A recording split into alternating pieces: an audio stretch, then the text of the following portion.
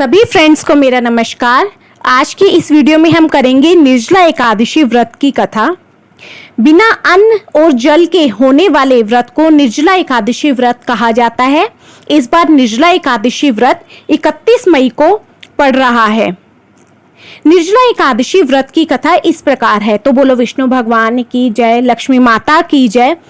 एक बार भीमसेन व्यास जी से कहने लगे कि हे पितामह, भ्राता युधिष्ठिर, माता कुंती, द्रौपदी, अर्जुन, नकुल और सहदेव आदि सब एकादशी का व्रत करने को कहते हैं, परंतु महाराज मैं उनसे कहता हूँ कि भाई मैं भगवान की शक्ति, पूजा, भक्ति आदि सब कर सकता हूँ, दान भी दे सकता हूँ, पर बिन भोजन नहीं रह सकता। इस पर व्यास जी कहने लगे कि हे भीमसेन, यदि तुम नरक को बुरा और स्वर्ग को अच्छा समझते हो तो प्रति मास की दोनों एकादशियों को अन्न मत खाया करो।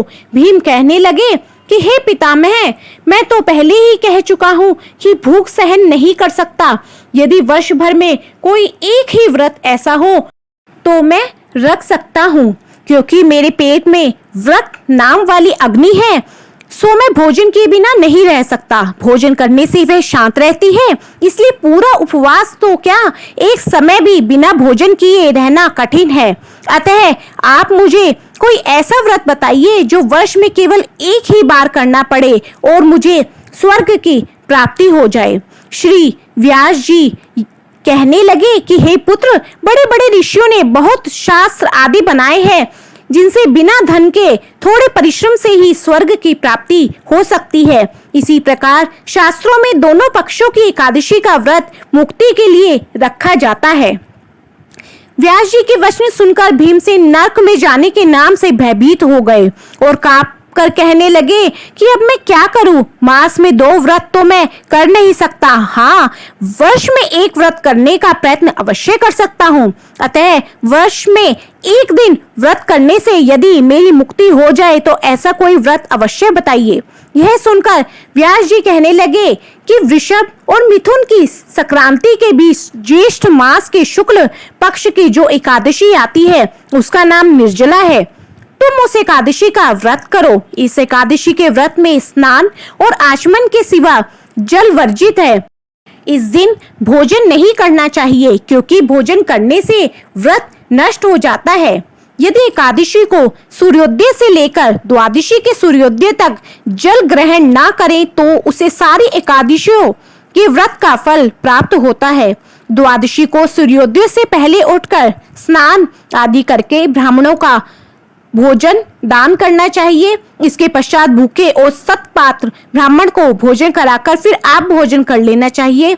इसका फल पूरे एक वर्ष की संपूर्ण एकादशियों के बराबर होता है। व्यास जी कहने लगे कि हे भीमसेन, यह मुझको स्वयं भगवान ने बताया है। इस एकादशी का पुण्य समस्त तीर्थों और दानों से अधिक है। केवल एक दिन मनुष्य निर्जल रहने से पापों से मुक्त हो जाता है। जो मनुष्य निर्जला एकादशी का व्रत करते हैं उनकी मृत्यु के समय यमदूत आकर उसे नहीं घेरते, वरन भगवान के पार्षद उसे पुष्पक विमान में बैठाकर स्वर्ग को ले जाते हैं। अतः संसार में सबसे श्रेष्ठ निर्जला एकादशी का व्रत है, इसलिए यत्न के साथ इस व्रत का पालन करो। उस दिन ओम नमो भगवते वासुदेवाय नमः मंत्र का उच्चारण करना चाहिए और गोदान करना चाहिए। इस प्रकार व्यास जी की आज्ञा अनुसार भीमसेन ने इस व्रत को किया, इसलिए इस एकादशी को भीमसेन या पांडव एकादशी भी कहा जाता है।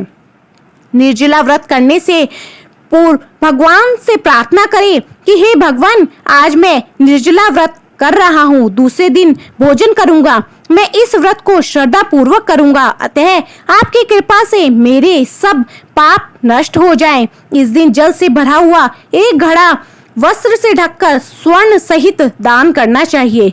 जो मनुष्य इस व्रत को करता है उनको करोड़ों पल सोने के दान का फल मिलता है, और जो इस दिन यज्ञ आदि करते हैं उनके फल का तो कोई वर्णन ही नहीं है। इस एकादशी के व्रत से मनुष्य विष्णु लोक को प्राप्त होता है।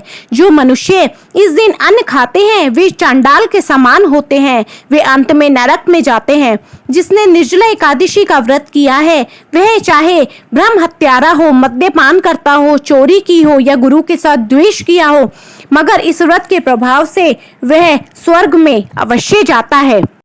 तो हे कुंती पुत्र, जो पुरुष या स्त्री श्रद्धा पूर्वक इस व्रत को करते हैं उन्हें यह कार्य अवश्य करने चाहिए, जैसे प्रथम भगवान का पूजन, फिर गोदान, ब्राह्मणों को मिष्ठान व दक्षिणा देनी चाहिए तथा जल से भरे कलश का दान अवश्य करना चाहिए।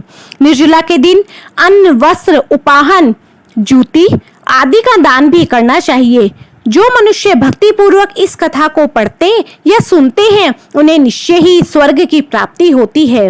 वर्ष भर की एकादशियों का पुण्य लाभ देने वाली इस श्रेष्ठ निर्जला एकादशी को पांडव एकादशी या भीमसेन एकादशी के नाम से भी जाना जाता है। तो बोलो विष्णु भगवान की जय, लक्ष्मी माता की जय। सो फ्रेंड्स, आपको ये मेरी वीडियो पसंद आई है और यूज़फुल लगी है तो मेरी वीडियो को लाइक, शेयर एंड सब्सक्राइब जरूर कीजिए ताकि आगे भी आपको मेरी ऐसी ही यूज़फुल वीडियोस मिलती रहे। Thank you for watching. Bye.